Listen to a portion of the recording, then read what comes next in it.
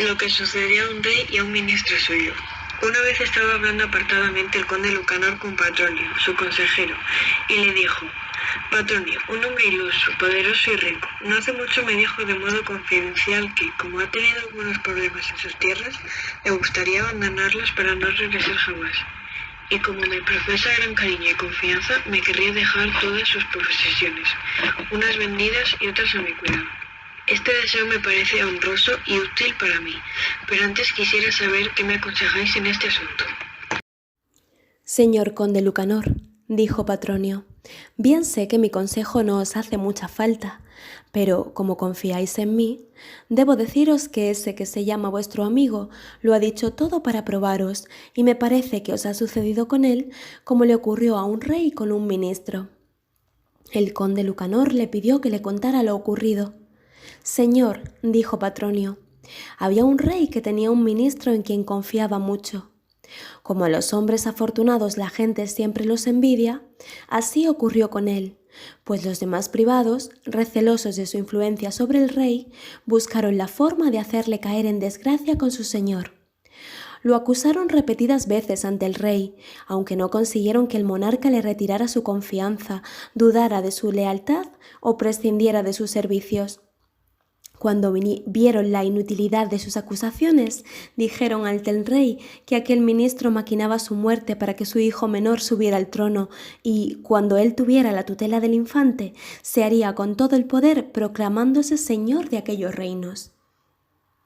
Aunque hasta entonces no habían conseguido levantar sospechas del ánimo del rey, ante esas murmuraciones el monarca empezó a recelar de él, pues en los asuntos más importantes no es juicioso esperar que se cumplan, sino prevenirlos cuando aún tienen remedio. Por ello, desde que el rey concibió dudas a su privado, andaban receloso, aunque no quiso hacer nada contra él hasta estar seguro de la verdad.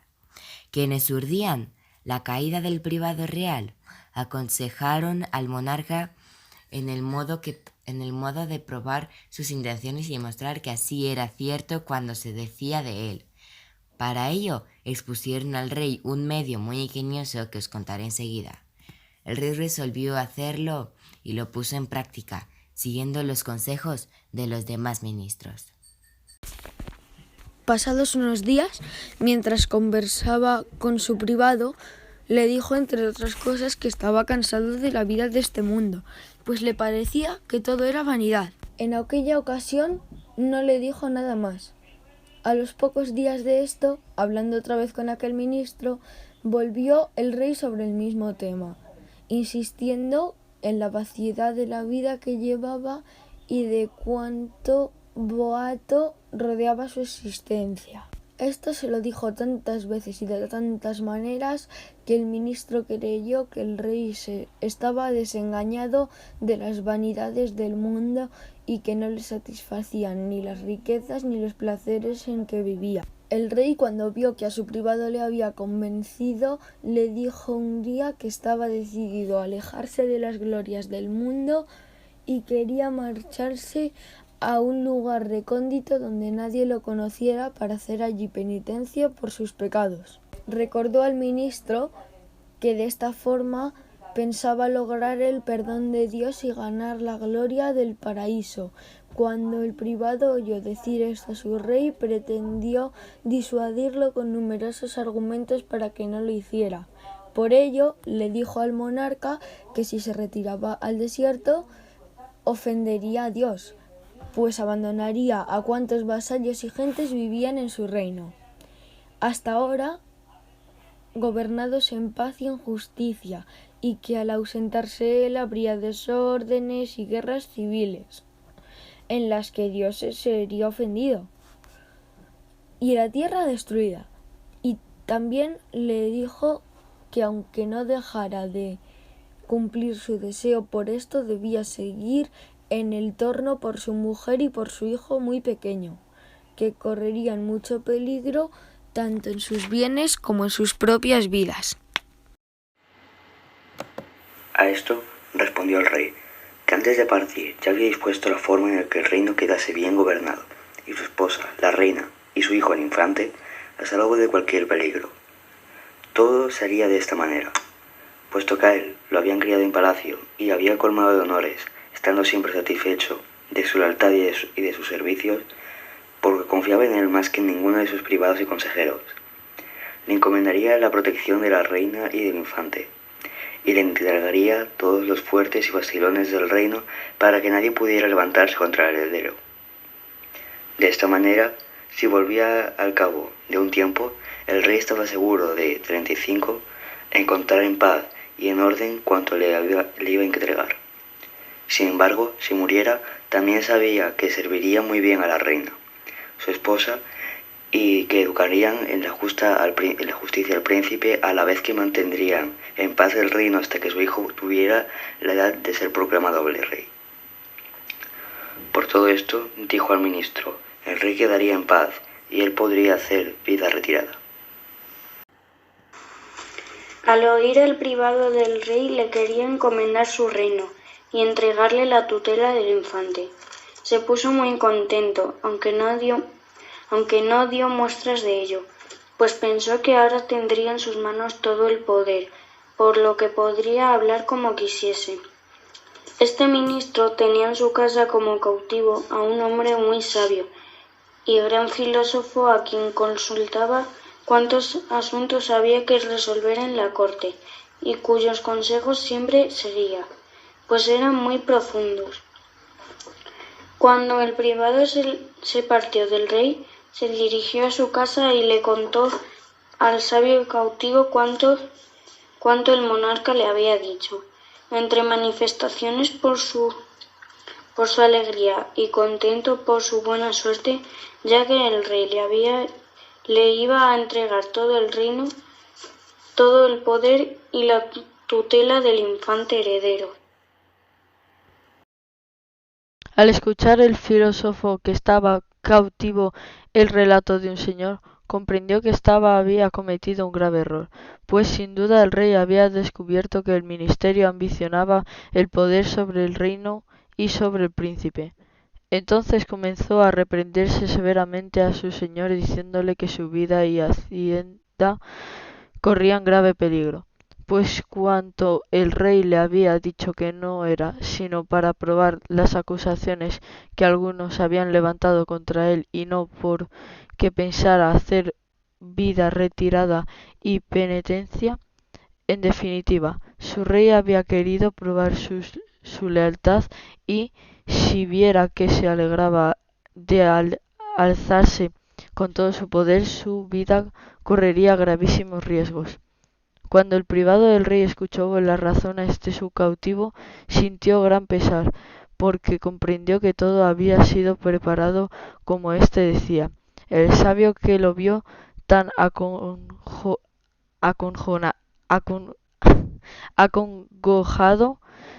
le aconsejó un medio para evitar el peligro que lo amenazaba. Siguiendo sus consejos, el privado aquella misma noche se hizo rapar la cabeza y cortar la barba. Se vistió con una túnica muy tosca y casi hecha jirones, como las que llevan los mendigos que piden en las romerías. Cogió un bordón y se calzó unos zapatos rotos, aunque bien clavados, y cosió en los pliegues de sus andrajos una gran cantidad de doblas de oro. Antes del amanecer, encaminó sus pasos a palacio y pidió al guardia de la puerta que dijese al rey que se levantase, para que ambos pudieran abandonar el palacio antes de que la gente despertara. El guardia, cuando así vio al privado del rey, quedó muy asombrado, pero fue a la cámara real y dio el mensaje al rey, que también se asombró mucho e hizo pasar a su privado. El rey, al ver con aquellos harpos a su ministro, le preguntó por qué iba vestido así. Contestó el privado que, puesto que el rey le había expresado su intención de irse al desierto y como se había dispuesto a hacerlo, el que era su privado no quería olvidar cuántos favores le debía, sino que al igual que había compartido los honores y los bienes de su rey. Así, ahora que él marcha a otras tierras para llevar vida de penitencia, querría él seguirlo para compartirla con su señor. Añadió el ministro que si al rey no le dolían ni su mujer, ni su hijo, ni su reino, ni cuantos bienes dejaba, no había motivo para que él sintiese mayor apego por lo cual partiría con él y le serviría siempre sin que nadie lo notara. Finalmente le dijo que llevaba tanto dinero cosido a su ropa que nunca habría de faltarles nada en toda su vida y que pues habían de partir sería mejor hacerlo antes de que pudiesen ser reconocidos. Cuando el rey oyó decir esto a su privado, pensó que actuaba así por su lealtad, y se lo agradeció mucho, contándole cómo lo enviaban los otros privados, que estuvieron a punto de engañarlo, y cómo él se decidió a probar su felicidad. Así fue como el ministro estuvo a punto de ser engañado por su ambición, pero Dios quiso protegerlo por medio del consejo que le dio aquel sabio cautivo en su casa.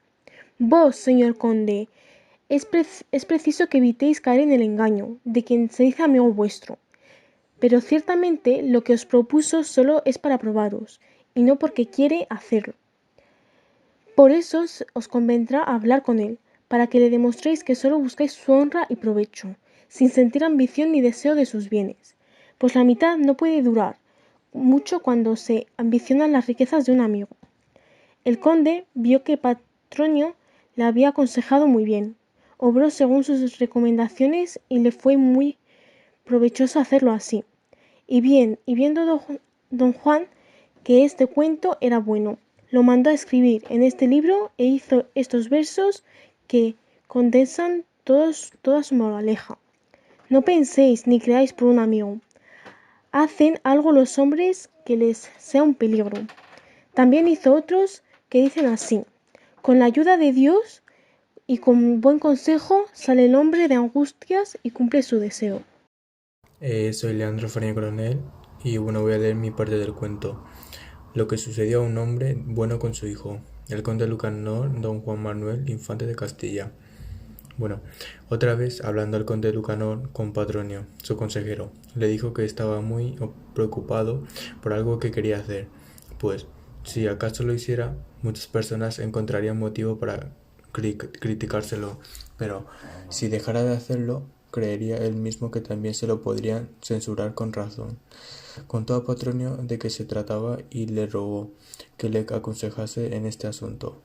Señor conde Lucanor, dijo Patronio, ciertamente sé que encontraréis a muchos que podrían aconsejaros mejor que yo, y como Dios os hizo de buen entendimiento, mi consejo nos hará mucha falta, pero como me lo habéis pedido, os diré lo que pienso de este asunto. Señor conde Lucanor, continuó Patronio, me gustaría mucho que pensarais en la historia de lo que ocurrió a un hombre con su hijo. El conde le pidió que le contase lo que les había pasado, y así dijo Patronio. Señor, sucedió que un buen hombre tenía un hijo que, aunque de pocos años, era de muy fino entendimiento.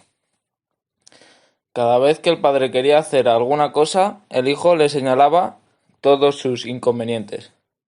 Y como hay pocas cosas que no los tengan, de esta manera le impedía llevar a cabo algunos proyectos que eran buenos para su hacienda. Vos, señor conde, habéis de saber que, cuanto más agudo entendimiento tienen los jóvenes, más inclinados están a confundirse en sus negocios, pues saben cómo comenzarlos, pero no saben cómo los han de terminar. Y así se equivocan con gran daño para ellos, si no hay quien los guíe. Pues bien, aquel mozo, por la sutileza de entendimiento y al mismo tiempo por su poca experiencia, abrumaba a su padre en muchas cosas de las que hacía. Y cuando el padre hubo soportado largo tiempo, constantemente con sus observaciones, acordó actuar como es contare para evitar más prejuicios a su hacienda por las cosas que no podía hacer y sobre todo para aconsejar y mostrar a su hijo cómo debía obrar en futuras empresas. Este buen hombre y su hijo eran labradores y vivían cerca de una villa. Un día de mercado dijo el padre que irían los dos allí para comprar algunas cosas que necesitaban, y acordaron llevar una bestia para traer la carga. Y camino del mercado, yendo los dos a pie y la bestia sin carga alguna, se encontraron con unos hombres que ya volvían. Cuando después de los saludos habituales se separaron unos de otros, los que volvían empezaron a decir entre ellos que no les parecían muy juiciosos ni el padre ni el hijo, pues los dos caminaban a pie, mientras la bestia iba sin peso alguno. El buen hombre, al oírlo, preguntó a su hijo qué le parecía lo que habían dicho aquellos hombres, contestándole el hijo que era verdad, porque al ir el animal sin carga no era muy sensato que ellos dos fueran a pie. Entonces el padre mandó a su hijo que subiese en la cabalgadura. Así continuaron su camino hasta que se encontraron con otros hombres, los cuales cuando se hubieron alejado un poco empezaron a comentar la equivocación del padre, que siendo anciano y viejo iba a pie, mientras el mozo, que podía caminar sin fatigarse, iba a lomos del animal.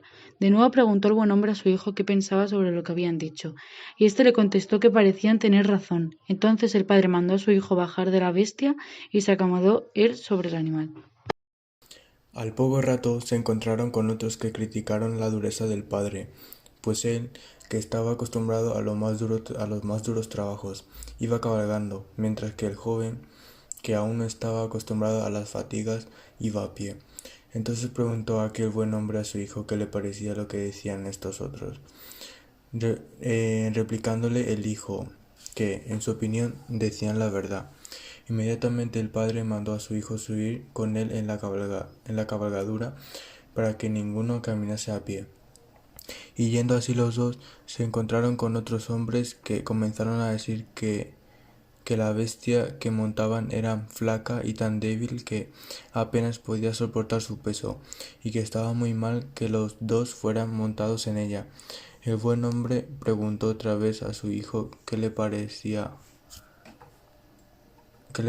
lo que habían dicho aquellos, contestándole el joven que, a su juicio, decían la verdad. Entonces el padre se dirigió al hijo con estas palabras: Hijo mío, como recordarás, cuando salimos de nuestra casa íbamos los dos a pie y la bestia sin carga, y tú decías que te parecía bien hacer así el camino, pero después nos encontramos con unos hombres que nos dijeron que aquello no tenía sentido, y te mandé subir el animal nuestro mientras que yo iba a pie, y tú dijiste que eso sí estaba bien. Después encontramos a otros grupos de personas que dijeron que esto último no estaba bien, y por ello te mandé bajar y yo subí, y tú también pensaste que esto era lo mejor.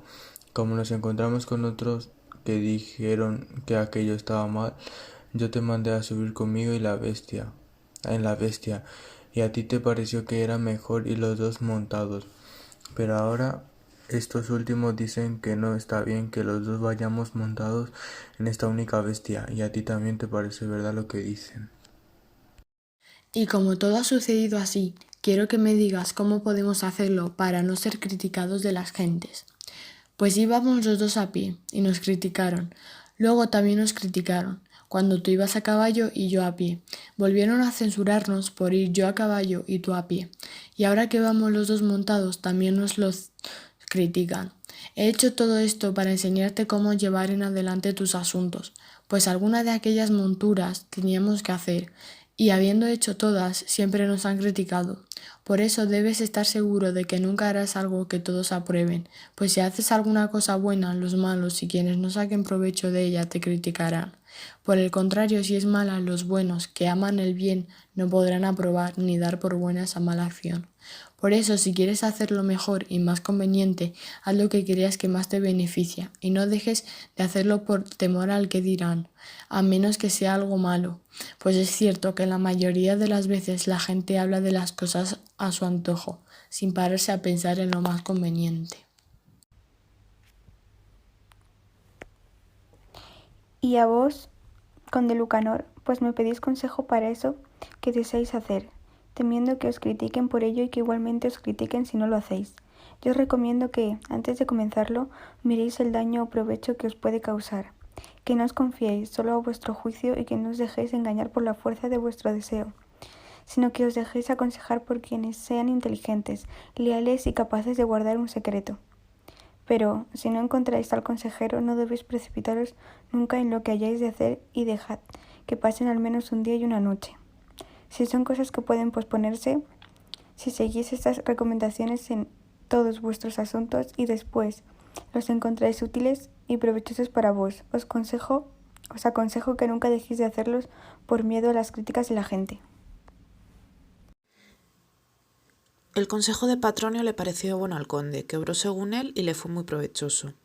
Y cuando don Juan escuchó esta historia, la mandó poner en este libro e hizo estos versos que dicen así y que encierran toda la moraleja. Por críticas de gentes, mientras que no hagáis mal, buscad vuestro provecho y no os dejéis llevar.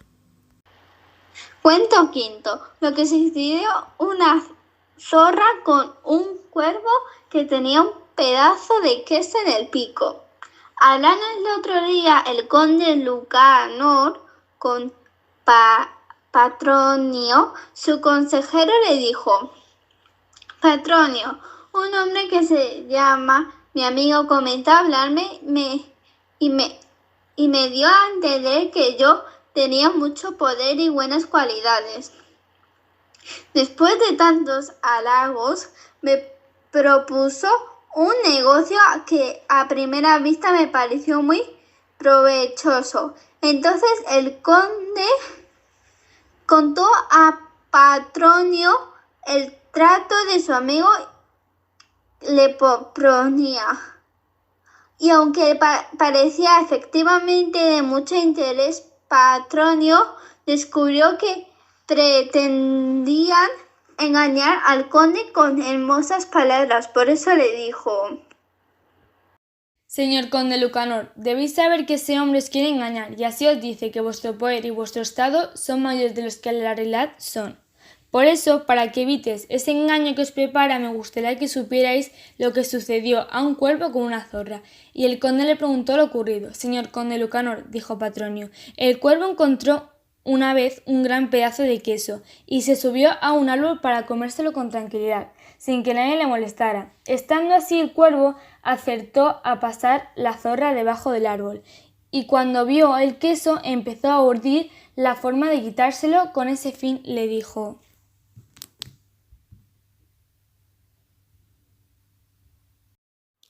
Don Cuervo, desde hace mucho tiempo he oído hablar de vos, de vuestra nobleza y de vuestra gallardía, pero aunque os he buscado por todas partes, ni Dios ni mi suerte me han permitido encontraros antes.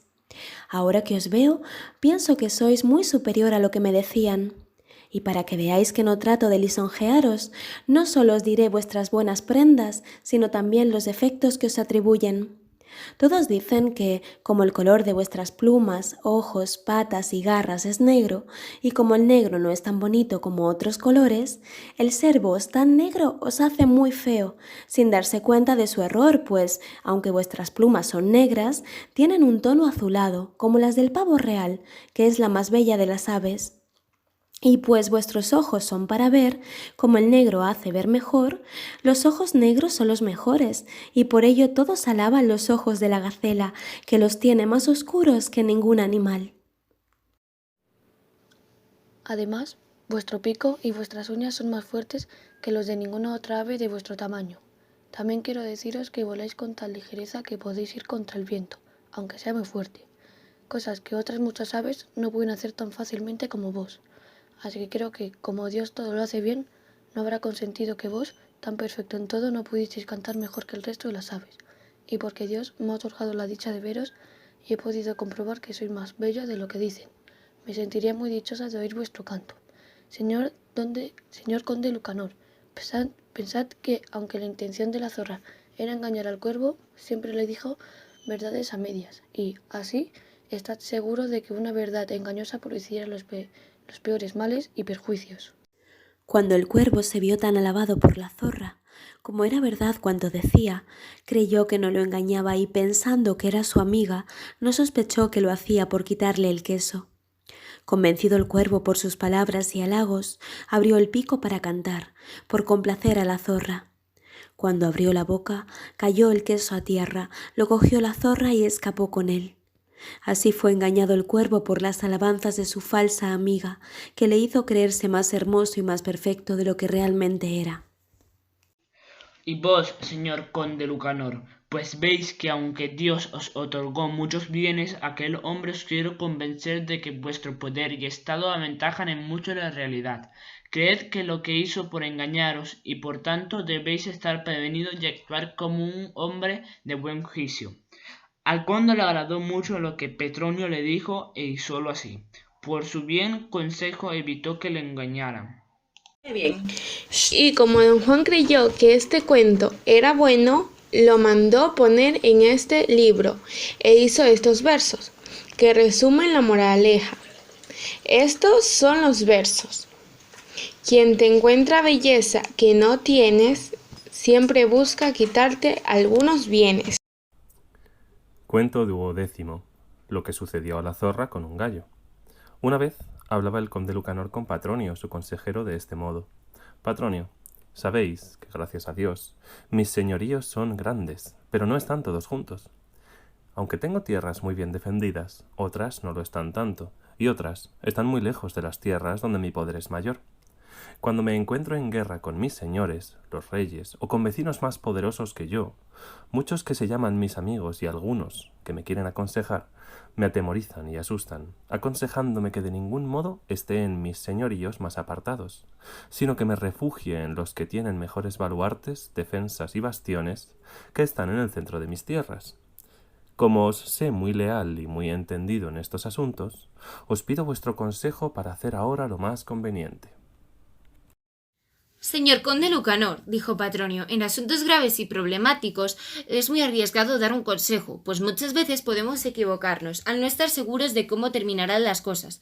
Con frecuencia vemos que, pensando en una cosa, sale después otra muy distinta, por lo que tememos que salga mal, sale luego bien, y lo que creíamos que saldría bien, luego resulta mal. Por ello, si el consejero es hombre leal y de justa intención, cuando ha de dar un consejo se siente en grave apuro, y, si no le sale bien, quedará el consejero humillado y desacreditado. Por cuanto os digo, señor conde, me gustaría evitarme el aconsejaros, pues se trata de una situación muy delicada y peligrosa, pero como queréis que sea yo quien os aconseje y no puedo negarme, me gustaría mucho contaros lo que le sucedió a un gallo con una zorra. El conde le pidió que se lo contara.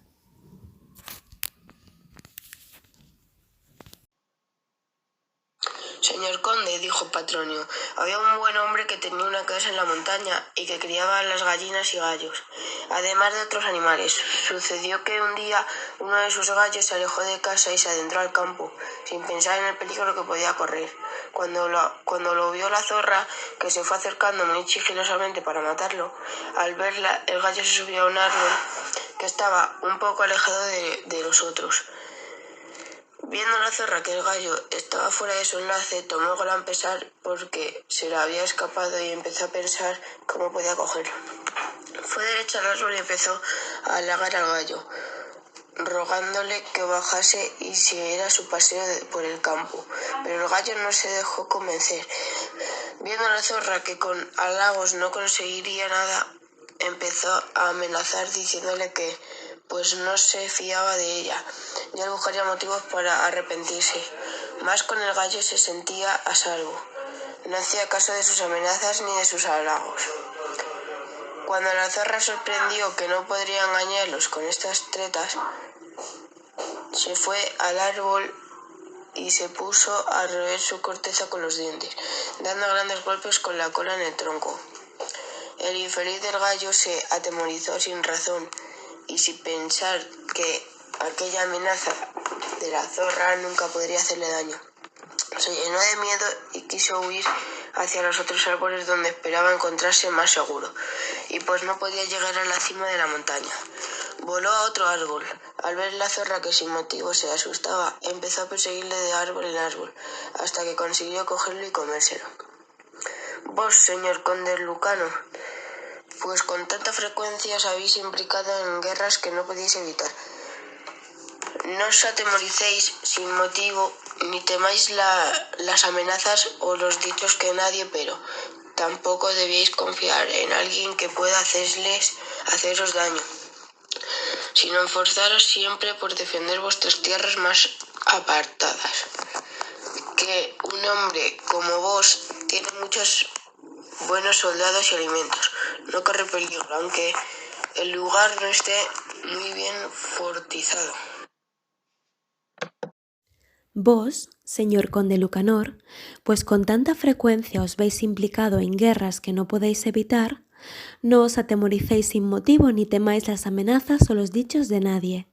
Pero tampoco debéis confiar en alguien que pueda haceros daño, sino esforzaos siempre por defender vuestras tierras más apartadas, que un hombre como vos, teniendo buenos soldados y alimentos, no corre peligro, aunque el lugar no esté muy bien fortificado. Y si por un miedo injustificado abandonáis los puestos más avanzados de vuestro señorío, estad seguros de que os irán quitando los otros hasta dejaros sin tierras. Porque como demostréis mi debilidad abandonando alguna de vuestras tierras, mayor empeño pondrán vuestros enemigos en quitaros las que todavía os queden. Además, si vos y los vuestros os mostráis débiles ante unos enemigos cada vez más envalentonados, llegará un momento en el que os lo quiten todo. Sin embargo, si defendéis bien lo primero, estaréis seguros, como lo habría estado el gallo si hubiera permanecido en el primer árbol. Por eso pienso que este cuento del gallo deberían saberlo todos los que tienen castillo y fortalezas a su cargo, para no dejarse atemorizar con amenazas o con engaños, ni con fosos ni con torres de madera, ni con otras armas parecidas que solo sirven para infundir temor a los sitiados. Aún os añadiré otra cosa para que veáis que solo os digo la verdad. Jamás puede conquistarse una fortaleza sino escalando sus muros o minándolos. Pero si el muro es alto, las escaleras no sirven de nada. Y para minar unas murallas hace falta mucho tiempo. Y así todas las fortalezas que se toman es porque a los sitiados les falta algo o porque sienten miedo sin motivo justificado. Por eso creo, señor conde, que los nobles como vos e incluso quienes son menos poderosos deben mirar bien qué acción defensiva emprenden y llevarla a cabo solo cuando no pueden evitarla o excusarla. Más iniciado la empresa, no debéis atemorizaros por nada del mundo, aunque haya motivos para ello, porque es bien sabido que, de quienes están en peligro, escapan mejor los que se defienden que los que huyen. Pensad, por último, que si un peligro al que quiere matar un poderoso alano se queda quieto y le enseña los dientes, podrá escapar muchas veces, pero si huye, aunque sea un perro muy grande, será cogido y muerto enseguida. Al conde le agradó mucho todo esto que Patronio le contó. Obró según sus consejos y le fue muy bien. Y como don Juan pensó que este era un buen cuento, lo mandó poner en este libro e hizo unos versos que dicen así: No sientas miedo nunca sin razón, y defiéndete bien como un varón, o como una mujer, don Juan Manuel.